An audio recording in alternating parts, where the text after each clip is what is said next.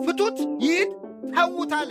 ሰዎች የፈለገ ቢምሩን ይቅርታ አያረጉልንም። የቀደመ ኃጢአታችንን ያስታውሳሉ። መች ተዋሃል? የቀደመ ኃጢአትህን ሳያስታውሱ መች ያወራሉ? ብዙ በአመንዝራነት የነበረች አሁን እግዚአብሔር ይመስገን ለዚያ አብቅቷት። ከተበሳጩ ራሱ አላቅሽም እንዴ ትናንት ምን እንደነበርሽ እኮ ነው የምንለው። ምን መሰላችሁ? አሁን አንዳንድ ሰው ሰካራም የነበረ አመንዝራ የነበረ ሱሰኛ የነበረ ክፉ ታሪክ ያለው ሰው እንደምንም ብሎ ክርስቶስ ውጣ ብሎ ከኃጢአት መቃብር ያስወጣው፣ እንደምንም ብሎ ወደ ቤተ ክርስቲያን ይመጣል። ከመጣ በኋላ ካህናት በንስሐ የኃጢአቱን ማሰሪያ ይፈቱለታል። ከተፈታ በኋላ ግን እኛ አንቶ ከኃጢአት የተመለሰን ሰው እኛ መች እናስቀምጣል? ዘፋኝ የነበሩ ሰዎች ዘማሪ ሲሆኑ ከዘፈን ወደ መዝሙር የመጡ ሰዎች መች እንተዋቸዋለን? ዘፈኑን ሳናነሳ እንለቃቸዋለን እንዴ? በማስከተል የምትዘምርልን እህታችን ያው እንደምታውቁት የበፊት ሕይወቷ፣ አንዳንድ ሰው ደግሞ እኔ እማርባታለሁ በሷ ይላል።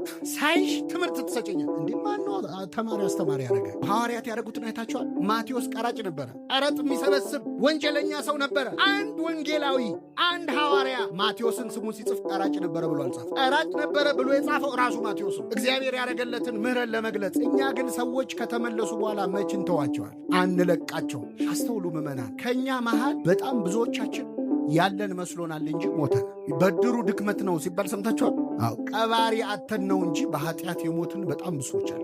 ከቤተ ክርስቲያን ሳንወጣ የሞትን ሰዎች አሉ። ቆመን እየሰበክን፣ ቆመን እየዘመርን፣ እየቀደስን፣ እያወደስን፣ ማህሌት እየቆምን፣ ሰዓታት እየቆምን፣ እንዲህ ነጭ ለብሰን በዓል እያከበርን ከእናታችን ከቤተ ክርስቲያን ከጓዳዋ ሳንወጣ የሞትን ሰዎች አሉ። እግዚአብሔር ሰዎችን ይጠይቃቸዋል። ወዴት ቀበራችሁት? የተቀበረን ሰዎች አለን በሰው ሕሊና። በነገራችን ውይ እሷ እኮ ከዚህ በኋላ ተስፋ የላትም፣ ውይ ከዚህ በኋላ እሱ እንደው ተመልሶ ደህና ሰው ይሆናል ብላችሁ ነው ብለው የቀበሩን ሰዎች አሉ። ወዴት ቀበራችሁት ይላል ክርስቶስ። አሳዩት መቃብሩን። ሳያውቅ ቀርቶ አይደለም፣ እንደሚፈልገን ሲያሳየን የተቀበረ ማንነታችንን ሊያወጣ ይፈልጋል ክርስቶስ። አንዳንዴ እግዚአብሔር ሳይጸየፍ እኛ የምንጸየፋቸው ሰዎች አሉ። ውይ እሱማ ለቤተ ክርስቲያን እኮ አይሆንም የምንለው ሰው እሱ እኮ ከዚህ በኋላ ሱሰኛ ነው፣ ተበላሽቷል፣ በመጠጥ በስካር በዝሙት በአመንዝራነት በውንብድና በወንጀል ተጨማልቋል፣ ጌታ ሆይ ይሸታሃል ምንላቸው ሰዎች አሉ። እግዚአብሔር አይሸተውም ምበና። እሱ ሲጀመር ሲወለድስ የተወለደው በረት ውስጥ አይደለም? የሚሸት በረት ውስጥ እኮ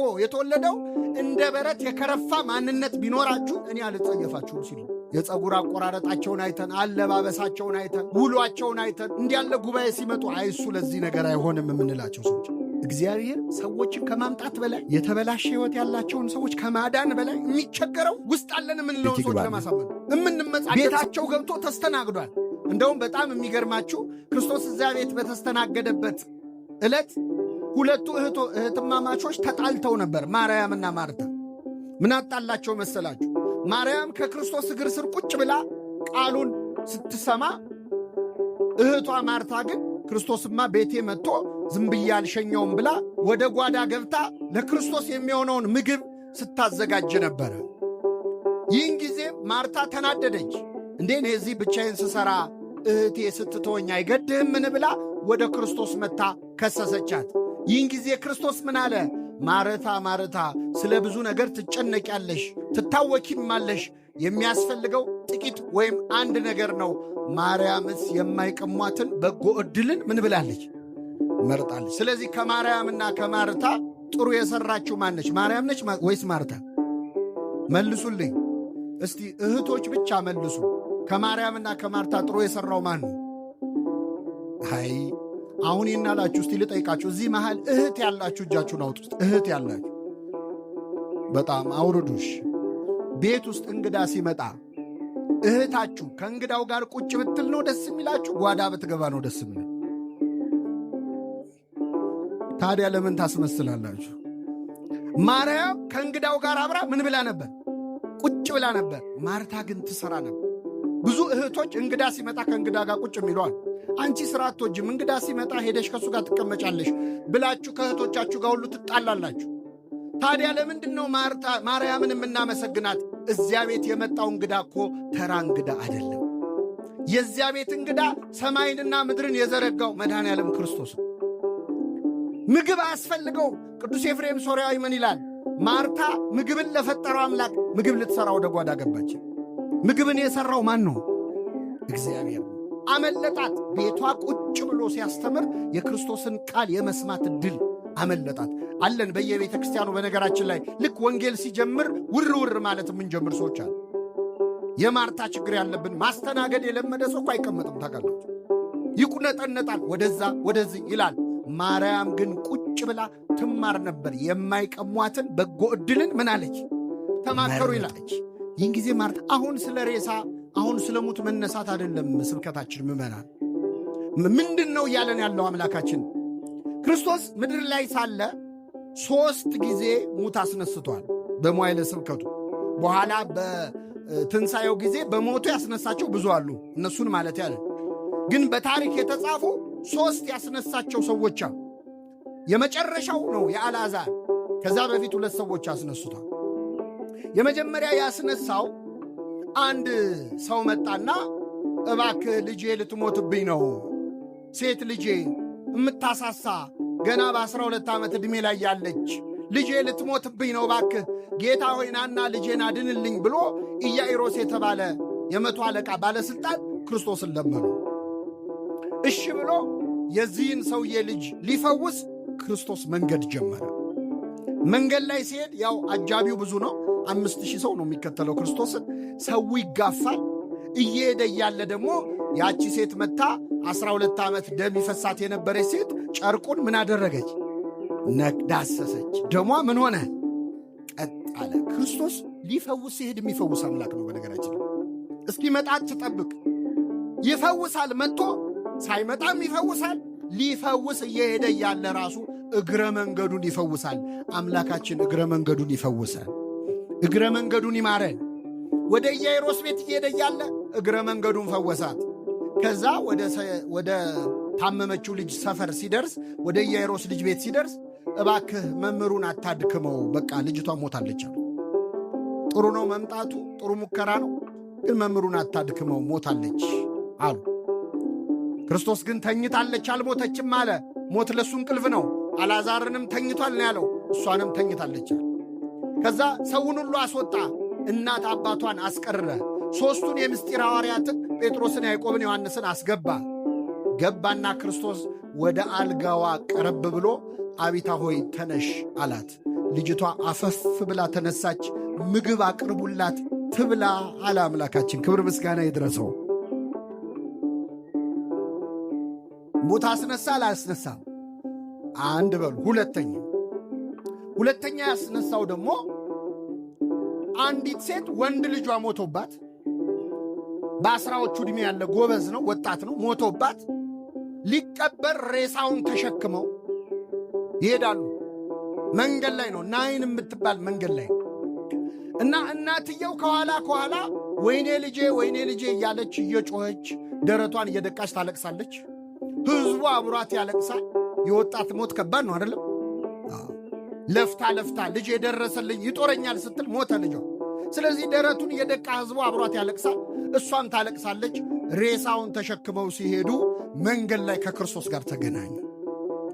አስቆመው፣ ቀብሩን አስቆመው። ክርስቶስ ቀብራችንን ያስቁምልን አምላካችን። አስቆመው። ቆዩ አለ። በቃሬዛ ተሸክመውታል። አንተ ጎበዝ ተነሳ።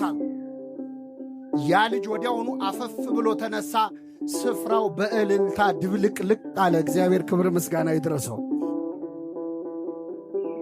ቀባሪዎቹ እልል እያሉ ተመለሱ ማለት ነው። ስንት አልኩኝ? ስንት አስነሳ? መንገድ ላይ ናቸው። ሊቀበር ነው ልጁ። ከእናቱ ቤት ወጥቷል። መንገድ ላይ ነው ያለው። ወደ ቀብሩ ሊሄድ ግማሽ መንገድ ይቀረዋል። እናቱ ከኋላ ወይኔ ልጄ እያለች ታለቅሳለች። ሁለተኛው ከቤተ ክርስቲያን መውጣት የጀመርን ሰዎች አሉ። ከእናታችን ከቤተ ክርስቲያን ወጥተን ወደ መቃብር ልንገባ፣ ወደ ኃጢአት ልንገባ፣ ወደ ክህደት ልንገባ መንገድ የጀመርን ሰዎች አሉ። መንገድ ላይ ሊቀበር እየሄደ እያለ እናቱ ከኋላ ወይኔ ልጄ እያለች ትከተለው ነበር የተባለችው የፈረደባት ቤተ ክርስቲያን ነች። የፈረደባት እኛ ከሃይማኖት እኛ ከምግባር ተፈናቅለን ልንወጣ ስንል ወይኔ ልጄ እያለች እያለቀሰች የምትከተለው እናት ቅድስት ቤተ ክርስቲያን ነች። ቀባሪዎች ደግሞ አሉ። ወይ በቃለት እያሉ የሚከተሉን ማለት ነው። ስትወጣ እኮ ይሄ ልጅ እኮ ወጣ ብሎ ከሚያዝነው በላይ ቀባሪው ይበዛል። እና ክርስቶስ ከመንገድ አስቆመ። ከእኛ መሃል ከሃይማኖት ሊወጣ ጫፍ የደረሰ ሰው ይኖራል። እዚህ መሃል ምግባሩ የተበላሸ ወደ መቃብር ጉዞ እያደረገ ያለ አገልጋይ የነበረ፣ ሰባኪ የነበረ፣ ዘማሪ የነበረ፣ ሰንበት ተማሪ የነበረ እናቱ ደረሰልኝ ስትል አስተምራ ቤተ ክርስቲያን ደና ቦታ ደረሰ ሲባል የካዱ እኮ ሰዎች አሉ። ሊክዱ የጀማመራቸው አሉ። የፈረደባት እናት እየተከተለች ወይኔ ልጅ ትላለች ቤተ ክርስቲያን። ክርስቶስ ከመንገድ አስቁሞ ቀብሩን ወደ ሰርግ ቀየረው። አምላካችን ቀብራችንን ያስቁምልን።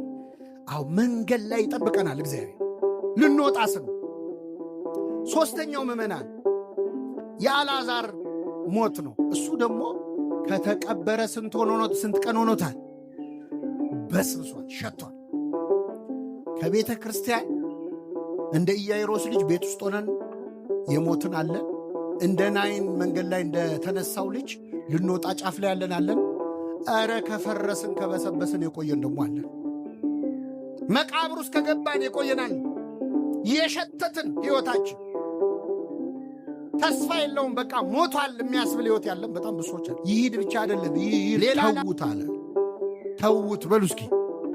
ምን መሰላችሁ? አሁን አንዳንድ ሰው ሰካራም የነበረ፣ አመንዝራ የነበረ፣ ሱሰኛ የነበረ ክፉ ታሪክ ያለው ሰው እንደምንም ብሎ ክርስቶስ ውጣ ብሎ ከኃጢአት መቃብር ያስወጣዋል። እንደምንም ብሎ ወደ ቤተ ክርስቲያን ይመጣል። ከመጣ በኋላ ካህናት በንስሐ የኃጢአቱን ማሰሪያ ምን ይሉለታል? ይፈቱለታል። ከተፈታ በኋላ ግን እኛ አንተው ክርስቶስ ፍቱት ይሂድ ምን በሉት ተውት ነው ያለ። ከኃጢአት የተመለሰን ሰው እኛ መች እናስቀምጣል? ዘፋኝ የነበሩ ሰዎች ዘማሪ ሲሆኑ እየሰማችሁ ነው። ከዘፈን ወደ መዝሙር የመጡ ሰዎች መች እንተዋቸዋለን? ዘፈኑን ሳናነሳ እንለቃቸዋለን እንዴ? በማስከተል የምትዘምርልን እህታችን ያው እንደምታውቁት የበፊት ሕይወቷ። አንዳንድ ሰው ደግሞ እኔ እማርባታለሁ በሷ ይላል። ሳይሽ ትምህርት ትሰጭኛል እንዴ? ማነው ተማሪ አስተማሪ ያደረገ? ጴጥሮስ ማን ነው? ሐዋርያት ያደረጉትን አይታችኋል? ማቴዎስ ቀራጭ ነበረ።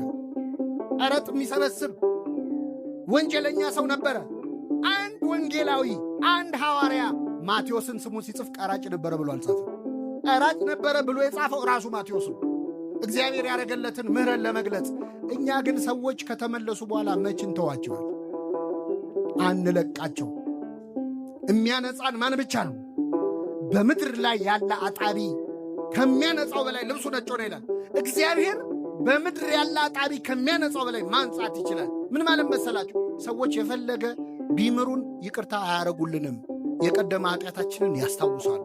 የሚረሳልን ማን ነው? እጠበኝ ከበረዶም ይልቅ ምን ሆናለሁ? ነጭ ማድረግ የሚችል እሱ። ሌሎች አይረሱትም። መች ይተዋሃል? የቀደመ ኃጢአትህን ሳያስታውሱ መች ያወራሉ? ብዙ በአመንዝራነት የነበረች አሁን እግዚአብሔር ይመስገን ለዚያ አብቅቷት። ከተበሳጩ ራሱ አላቅሽም እንዴ ትናንት ምን እንደነበርሽ እኮ ነው ምንለው። ይቅር ካለ የሚረሳ ማን ነው?